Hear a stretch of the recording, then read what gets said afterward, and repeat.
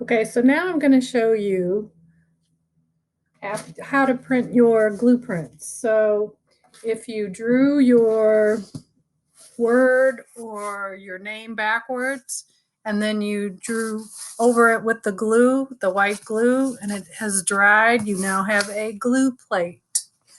So this one was a student, her name is Tia. So the word is going backwards, so from right to left, and the letters are reversed. I went over this with glue, so this is just on a piece of cardboard. I have Michael, it's backwards, written in glue on the back, but I didn't add as much decoration, so I'm gonna ink and print this one. I printed my name already, and so this was, when this dried, I inked it with blue and yellow, and I didn't really like the way this turned out. But what I really liked is then after I inked it with the blue and yellow, I inked it with white, and then I printed it on black paper, and I really like the way it turns out on the darker paper. So the best way to do this is to ink and print it in some kind of colors that you like first, and then ink the plate with white right on top of your colors and do a print on a dark piece of paper or black. That's what I like the most. So that's how this was made. Here was Jada's printing plate. She printed a few different ways before she did the white ink last. And I think probably the most important thing to know is that you need a spray bottle with water to spray your paper first, and then also that you cannot wash the plate. So it's not like the styrofoam or the other materials where you can rinse it off. So you have to use colors that go together that you're going to like, so you can ink over and over, and those colors mixing will be something that you like. So I'm going to ink and print my Tia print, this plate, in red and blue, I think. So that'll be my first print, and then I'm going to ink it in white so that I can get that nice effect on the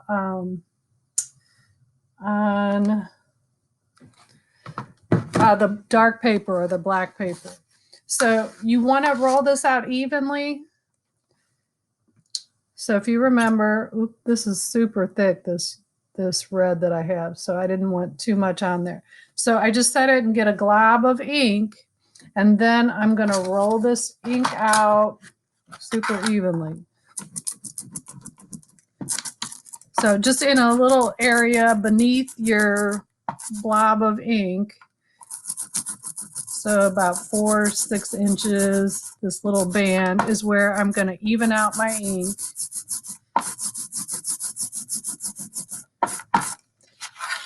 And I'm going to have to keep doing that, as you know. And I'm going to ink my plate. You will want to go in a couple directions so you can hit all those raised parts where the glue is sticking up. And if you recall, that is called a relief print. Anytime you're printing from the raised area, that is a relief print. So I go this way and I go the other way because this glue is sticking up in all different kinds of ways. So I'm going to roll it out. Now, if I wanted to get into those areas that are lower, that are flat, I can turn my brayer. I could use the corner and get in there. But I want to just see how this prints by hitting just whatever is sticking up. So I set it in my ink. I roll it out evenly. And you might notice I'm doing this a little bit thicker than I would for linoleum or the styrofoam, but this cardboard or mat board tends to soak it up and takes more ink than those plates. Okay, so I'm inking it. So every time I go one way, I go the other way too. So I make sure I'm hitting everything that's sticking up with the ink.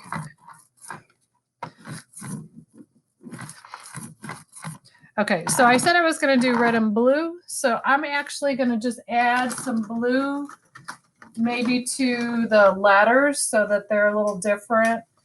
And if you know your color theory, you know that that will make sort of a purple. So I'm not going to wash it off.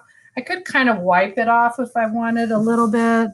Like you can come in with a damp rag or sponge, but you don't want it to get too wet because it'll start breaking down. Your cardboard will. Okay, so now I'm going to do a little blue on just the name. So I put my glob of ink towards the top of my plexiglass, set my brayer down in it, grab a glob, and then I'm going to even it out underneath in this little 4 to 6 inch area.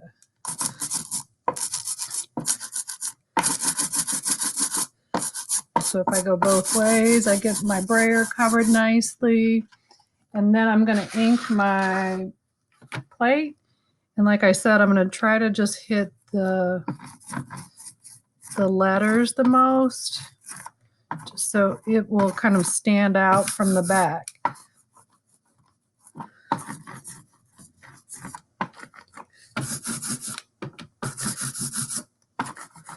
Okay, so I have inked my blue. I'm just going to kind of make it radiate off of the letters. Okay, so I have inked my plate. Now I want to print it. So this is the part with the glue prints that I think is going to help you a lot. If you spray your paper first, it's going to pick up a lot more ink, which is nice. So I'm going to thoroughly spray my paper. It's going to try to bend away from me while I do it. So you can fill an old Windex bottle or plant sprayer, anything that will spray. Put water in there. Okay, so I sprayed my paper, filled all away. And then if you remember, you need to put something clean under this so you don't pick up all of this ink that's on the background. Now this paper that I just got is actually smaller than this plate, I think, but that's okay. But it's shorter. So I put any kind of clean background under my plate. So now I'm going to the part I sprayed, except I messed it up. That's okay. I'm going to do it anyway. So the part that I sprayed, the wet side, I'm going to put on top of my plate. And then I'm going to hand rub this. With this, you can actually feel all of your design. So I try to tell myself I'm going to rub one direction, so I'm going to the left. And then I'm going to rub the other direction, going to my right, wax on, wax off. And I can cheat and try to peek and see how it's printing. So that's not bad. But if I see little areas that I think, well, maybe I can pick up a little more of that, I can lay it back down. As long as you don't pull it all the way off, you can always sneak a peek and peel up a corner. So if this paper were wetter, I probably would get a lot more ink to transfer. But I'm going to pull this print and see how it looks. Okay, so there's my Tia in my red and blue. Looks okay. It looks a little messy. Kind of cool effect.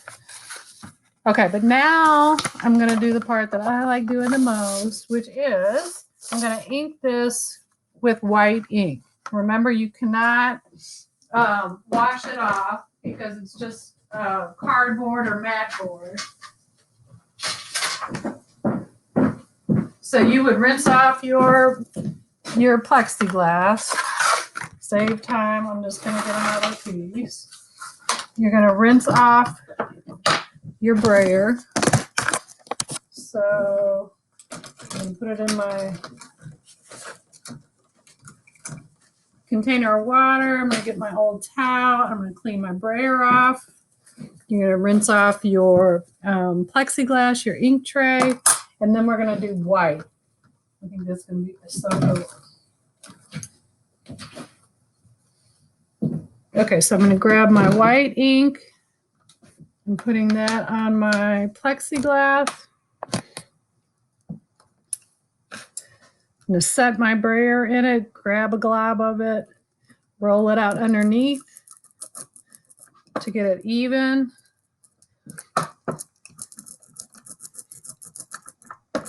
And it's not making that sticky sound because it's like too liquidy, kind of too viscous. Okay, so now I'm going to ink my whole plate. And you're really not going to know how this is going to turn out because when you print it, it's going to pick up that red and blue that's underneath along with the white. It'll kind of mix with it. So I'm going to ink my whole plate. I'm going to go both directions. So I hit all those little parts.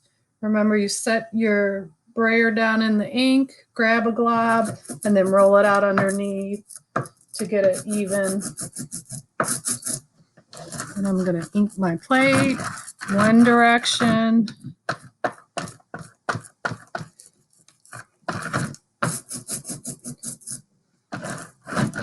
Go this way, then I'm going to go this way. And Tia, don't be mad if this doesn't turn out beautifully. But you're making your own, Tia, so yours will look super beautiful.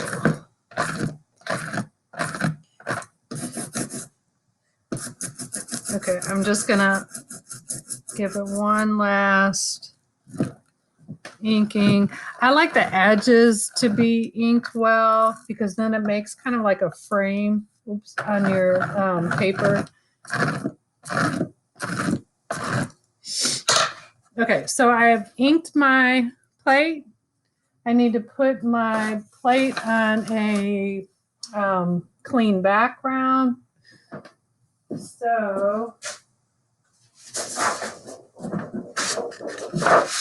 that will be a piece of pink paper. Okay, and now I need to spray my paper. Remember, because that is going to help you get the best print. I'm going to do this paper. I keep getting ink on everything. Okay, so I'm going to spray my paper. It tries to get away from you when you do this, but I want to make sure it's like evenly sprayed. So here's my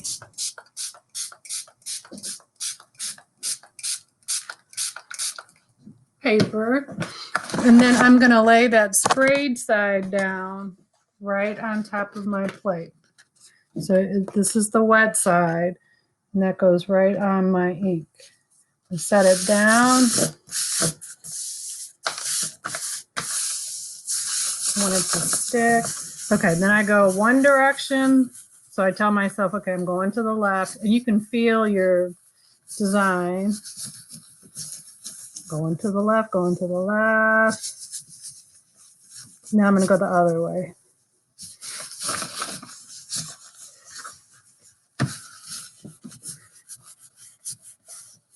And I want to go over the edges because I like those.